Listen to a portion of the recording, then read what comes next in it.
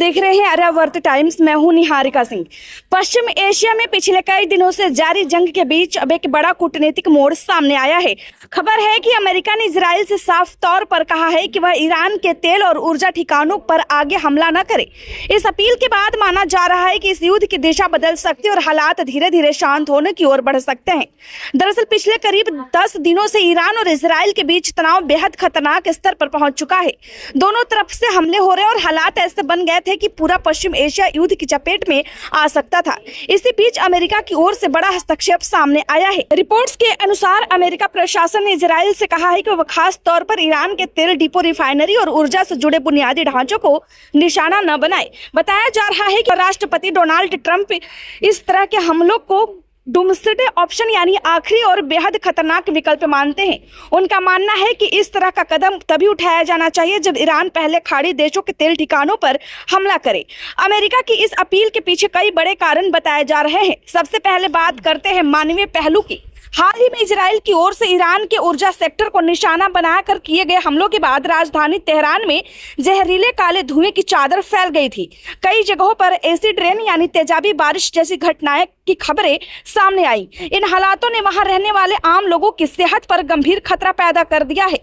अमेरिकी प्रशासन का कहना है कि लगातार बुनियादी ढांचे पर हमले होने से आम जनता को भारी परेशानी हो रही है, जबकि अमेरिका की रणनीति यह है कि ईरानी जनता को नुकसान न पहुंचे। उनका कहना है कि उनका लक्ष्य शासन पर दबाव बनाना है, न कि आम लोगों की जिंदगी को खतरे में डालना।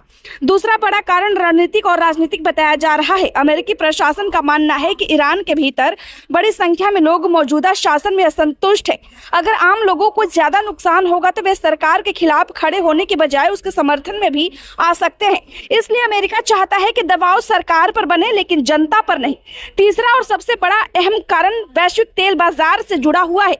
अमेरिका को डर है कि अगर इजराइल लगातार ईरान के तेल ठिकानों को निशाना बनाता रहा तो ईरान पलटवार में खाड़ी देशों के तेल ठिकानों पर हमला कर सकता है। अगर ऐसा हुआ तो पूरी दुनिया की तेल सप्लाई पर बड़ा असर पड़ सकता है। खाड़ी क्षेत्र दुनिया के सबसे बड़े तेल उत्पादन केंद्रों में से एक है। अगर यहाँ युद्ध और हमले बढ़ते हैं तो वैश्विक बाजार में तेल की कीमतें अचानक बहुत ज्यादा बढ़ सकती हैं। इसका असर पूरी दुनिया की अर्थव्यवस्था पर पड़ेगा। इसी वजह से अमेरिका इस युद्ध को सीमित रखने की कोशिश कर रहा है। वह नहीं चाहता है कि यह संघर्ष एक बड़े क्षेत्रीय युद्ध में बदल जाए। रिपोर्ट्स के अनुसार अमेरिकी प्रशासन ने इजराइल को साफ संदेश दिया है कि ऊर्जा सेक्टर पर हमला स्थिति को और खतरनाक बना सकता है, इसलिए फिलहाल ऐसे लक्ष्य को निशाना बनाने से बचा जाए। इस पूरे घटनाक्रम के बीच डोनाल्ड ट्रंप ने अपने social media platform truth social पर भी कड़ी चेतावनी दी है। उन्होंने कहा है कि अगर ईरान ने वैश्विक तेल आपूर्ति को नुकसान पहुंचाने की कोशिश की तो अमेरिका बेहद सख्त जवाब देगा। ट्रंप ने अपने संदेश में कहा है कि अगर ईरान ने तेल सप्लाई को प्रभावित किया तो अमेरिका ऐसे लक्ष्य को निशाना बनाएगा जिससे ईरान के लिए एक राष्ट्र के रूप में दोबारा खड़ा होना बेहद मुश्किल हो जाएगा। उनका कहना है कि अमेरिका किसी भी कीमत पर वैश्विक ऊर्जा आपूर्ति को बाधित नहीं होने देगा।